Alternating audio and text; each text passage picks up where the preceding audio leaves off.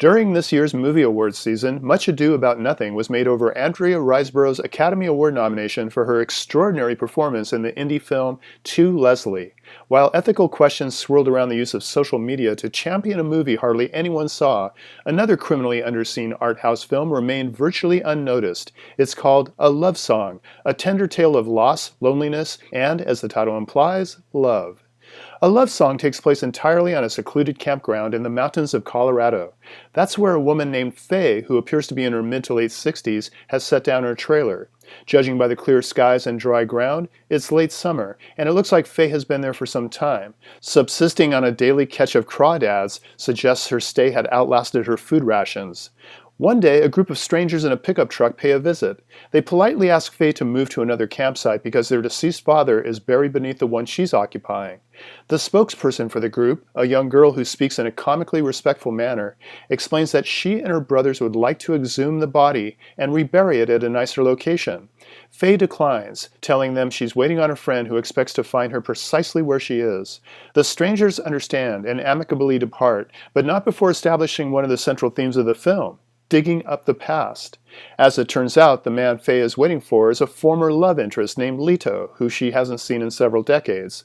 But a letter Leto sent to the campsite confirming his plan to join her has yet to arrive, let alone Leto himself. Right around the time Faye becomes resigned that he may never show up, he does, and a tender courtship begins.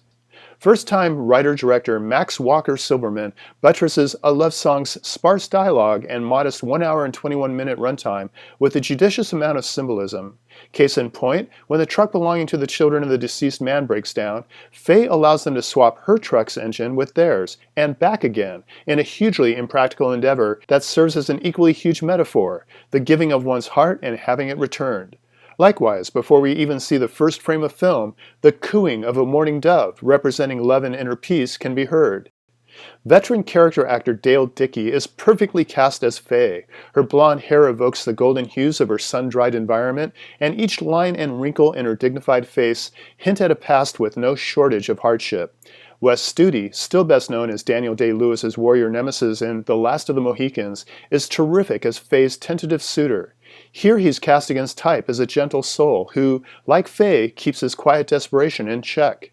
Both have suffered the loss of a significant other, and though they share a past connection, it remains to be seen if their mutual affection can bridge the intervening years, and if it can, would it be for the best?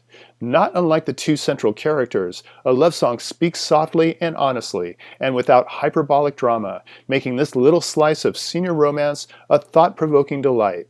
For KSQD's Film Gang, this is Paul Koneski.